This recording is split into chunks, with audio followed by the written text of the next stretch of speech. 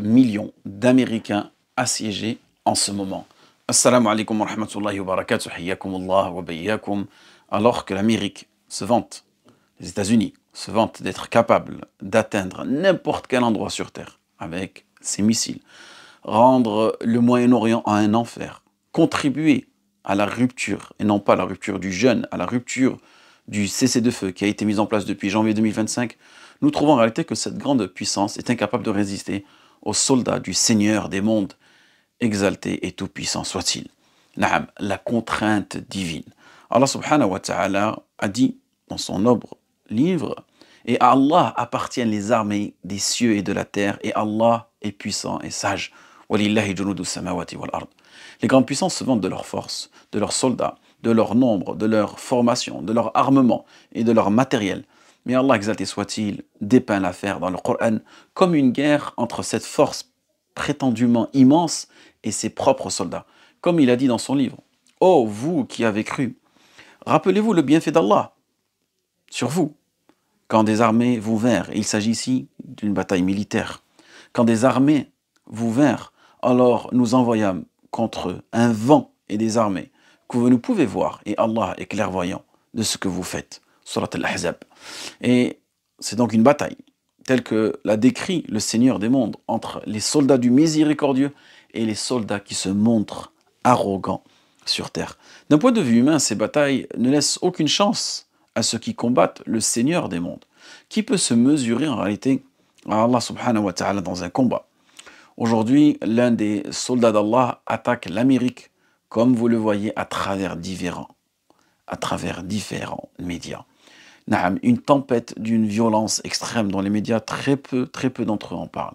En termes de superficie, bien sûr, les tempêtes sont fréquentes aux États-Unis, mais cette tempête en particulier a quelque chose de très étrange, tant par son ampleur que par son impact. Cette tempête englobe presque tout le continent américain, du nord au sud, depuis ses frontières avec le Canada jusqu'au golfe du Mexique. Elle balaye le pays d'ouest en est de manière terrifiante.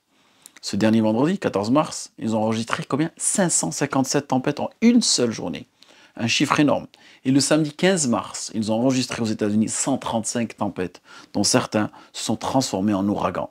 Un ouragan, c'est quand la vitesse, le vent dépasse à peu près 118 km/h. Et le vendredi, sur plus de 500 tempêtes, 32 sont devenus des ouragans, avec des vents qui dépassent les 118 km/h. Et le samedi, 34 ouragans ont été enregistrés sur les 135 tempêtes recensées. Donc les États les plus touchés, Missouri, Arkansas, Oklahoma. Et puis la tempête, elle s'est déplacée vers l'est, Tennessee, Texas, Louisiane, Alabama, jusqu'à atteindre la Géorgie et la Floride. Et même la Pennsylvanie. Un bilan catastrophique, 40 morts jusqu'à présent. Et les chiffres ne font que d'augmenter. Des centaines de bâtiments détruits, des maisons, des routes, des écoles. 100 millions d'Américains affectés, soit un tiers de la population, ou plutôt un quart de la population. Mais ce qui est étonnant, c'est que ces vents laissent des impacts différents selon la région. Au nord, les tempêtes de neige recouvrent les terres sous 30 cm de neige, avec des grêlons atteignant la taille d'une balle de baseball, dans le Minnesota par exemple, et dans le Dakota du Sud. Au centre, des pluies torrentielles provoquent des inondations majeures en Géorgie et en Floride. À l'ouest, des vents extrêmes, violents, déracinent des arbres, arrachent des poteaux électriques, détruisent des maisons. Et un cas tragique à mentionner ici, par exemple dans le Missouri, un homme est mort après que la tempête ait soulevé et emporté toute sa maison, le jetant dans les airs. Coupure d'électricité, 200 000 foyers privés d'électricité au Texas, Missouri et Oklahoma. Au Texas et au Kansas, des tempêtes de sable empêchant toute visibilité, provoquant des accidents de la route mortelle. Oklahoma, incendie massif déclenché par la tempête, avec plus de 100 feux en même temps.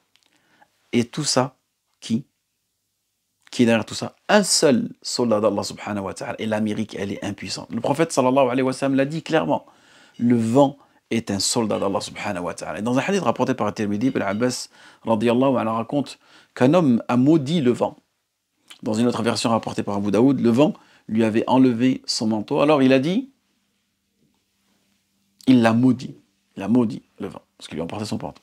Et le prophète sallam lui a dit, ne maudis pas le vent, car il est condamné, pardon, il est commandé. Ne maudis pas le vent, car il est commandé par Allah subhanahu wa ta'ala. Le vent n'agit pas de lui-même. Il est ordonné. Il suit un décret divin précis. Dans notre hadith rapporté par At-Tirmidhi et Abu Daoud, d'après Abu Hurayra que le prophète sallallahu alayhi wa sallam a dit, ne maudissez pas le vent, car il est une manifestation de l'esprit d'Allah. Il vient avec la miséricorde ou avec le châtiment. Il peut apporter des pluies bénéfiques, des eaux de substance. Ou il peut venir avec la destruction, comme nous le voyons aujourd'hui. Alors, invoquer Allah subhanahu wa ta'ala pour son bien et demander protection contre sa mal. Un message pour l'Amérique et pour toute l'humanité. Il n'y a personne au-dessus d'Allah subhanahu wa ta'ala. Allah dit à propos du peuple de Ad, Amma Ad, quant au Ad, ils s'enflèrent d'orgueil sur terre injustement et dirent, qui est plus fort que nous? N'ont-ils pas vu qu'Allah subhanahu wa ta'ala qui les a créés est plus fort qu'eux? Et ils reniaient nos signes. Puis Allah subhanahu wa ta'ala décrit leur châtiment. Nous envoyâmes contre eux un vent violent et glacial durant des jours néfastes pour leur faire goûter le châtiment humiliant dans la vie d'ici-bas et le châtiment de l'au-delà sera encore plus humiliant et ils ne seront pas secourus.